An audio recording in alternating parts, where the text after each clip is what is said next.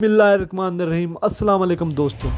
एक तख्त जो यमन से यरूशलेम 2249 किलोमीटर एक लम्हे में पहुंच जाता है, तो सोचिए उसे वहां लाने वाले अल्फाज कितने ताकतवर होंगे।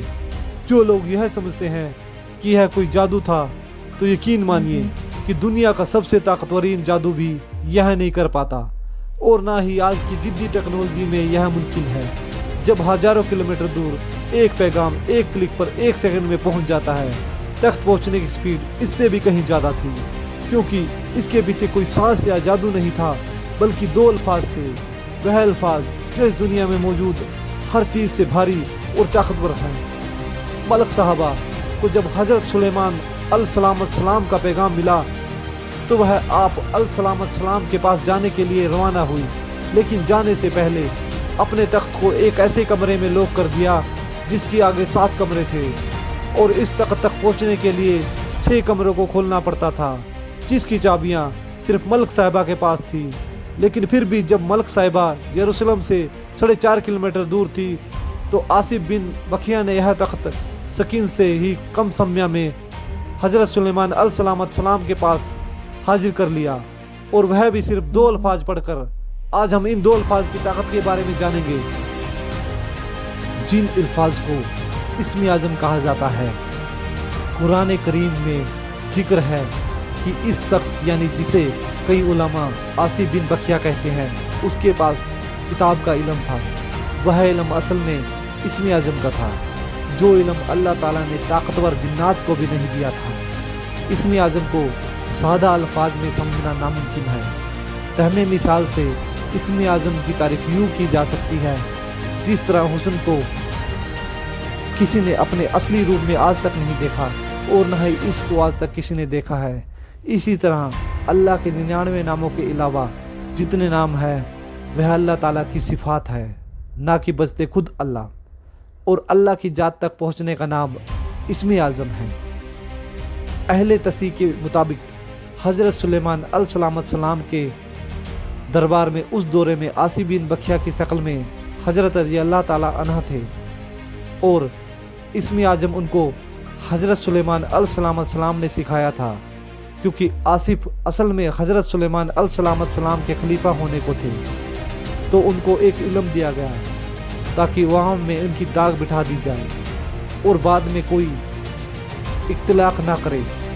यानी सिया असल में सुलेमान अलसलाम के इमाम बने, और वह एक शख्स इल्म रखते हैं, और बाज़ के मुताबिक वो हज़रत अली रज़ी अल्लाह ताला अन्हु ताला से, और उस दौरे में आसिफ बिन बखिया कहलाते थे। अहले सुन्नत इस बारे में मुख्तलिफ राय रखते हैं। उनका मानना है कि हज़रत अली रज़ी अल्लाह ताला अन्हु बल्कि वह अल्लाह के एक ऐसे बंदे थे जिनका ईमान मजबूत था, और वह एक काबिल वाले थे। कई उलमा का उस दौरे में इख्तिलाफ है कि यह नाम आसिफ बिन बखिया यहूदियों ने रखा था, जबकि उनका नाम यह नहीं था। पहले सुन्नत का मानना है कि जब आसिफ बिन बखिया ने मलका सबा का तख्त हज़रत सुलेमान अल का तख्त के पास लाने का इरादा किया, तो उन्होंने कहा, या हय्यूम या कय्यूम। हज़रत आयशा रज़ी अल्लाह ताला आहू से मरवी है। एक हदीस में है कि आप सल्लल्लाहु अलैहि वसल्लम ने इरशाद फरमाया कि वह इस्म आज़म जिसके साथ हज़रत आसिफ बिन बरवी ने तख्ते सबा उठाने की दुआ की थी, वह या हय्यूम या कय्यूम थी। अल्लाह ताला की सिफात है के मुताबिक एक आलिम दीन का कौल है, ना कि वह जात है जो तमाम उम्में अंजाम देती है और उनका इदराक करती है। जो शख्स इस कसरत से पढ़ता है, तो उसके हर मुर्दा काम में ज़िंदगी पड़ जाएगी, और उसका दिल हमेशा ज़िंदा रहेगा, और उसकी रूह अपने पैदा करने वाले की तरफ मुतवज्जा रहेगी। तो क्या इस्म आज़म या हय्यूम या कय्यूम ही है? इसके बारे में इत्तलाक है, क्योंकि इस्म आज़म वो हरूफ है जिन्होंने अल्लाह ताला ने कुर्सी रखा। तो अल्लाह ताला के किसी भी काम के नाम के बारे में यह कह देना कि यह इस्म आज़म है, यह दुरुस्त नहीं है। अबू इमामा से रिवायत है, वह कहते हैं कि रसूलुल्लाह अल्लाह ताला ने फरमाया, इस्म आज़म 3 सूरतों में है, सूरह अल बकरा, सूरह अल इमरान और ताहा। और जब हमने इन 3 सूरतों में तलाश किया, तो वह अल हय्यू अल कय्यूम है। अल्लाह के नानन के नाम सब के सब अल्लाह ताला के तवाब हैं, जिसके साथ मिलकर पूरे 100 हो जाते हैं, और जन्नत के दर्जा भी 100 है। चुनाचे हदीस में है कि जन्नत का दर्जा 100 है और हर 2 दर्जों के दरमियान 500 साल की मुसाफत है। और आलम हुसैना के बारे में फरमाया कि जो शख्स उन्हें याद करे वह जन्नत में दाखिल होगा।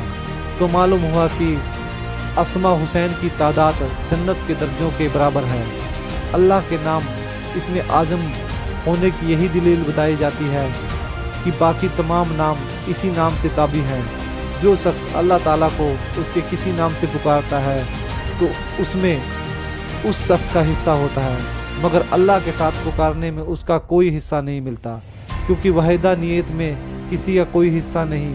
हज़रत अबू सईद रज़ी अल्लाह फरमाते हैं, सबसे पहले अल्लाह ताला ने अपने बंदों को एक कलमा यानी अल्लाह की तरफ बुलाया। जिसने उसे समझ लिया उसने दूसरे कलमों को भी समझ लिया, इसलिए अल्लाह ताला ने कुल वल्लाह फरमाया।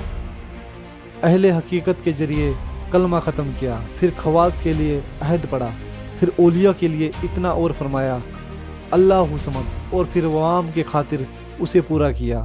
अक्सर उलेमा इस पर मुत्तफ़िक़ हैं कि अल्लाह ताला का इसमें आज़म अल्लाह और ताला है। हज़रत अली रज़ी अल्लाह ताला अन्हु का इरशाद है कि इसमें आज़म रूफ़े मुक़त में है, और जो शख्स इन हरूफ को एक दूसरे के साथ पढ़ना जानता है वह इसमें आज़म को ना वाकिफ़ नहीं रह सकता। तो क्या इसका मतलब यही हुआ कि हरूफ मुक़त ही इसमें आज़म है? बाज़ उलमाए का कौल है क्या इसमें आज़म अहद व समद है। बाज़ ने है कि जुल जुलाल उल इकराम, और बाज़ ने कहा कि रब्बना। इसमें आज़म के सिलसिले में मुताबिक रिवायत बयान की गई है, जिसमें यह नतीजा निकलता है कि जो शख्स भी इसमें आज़म से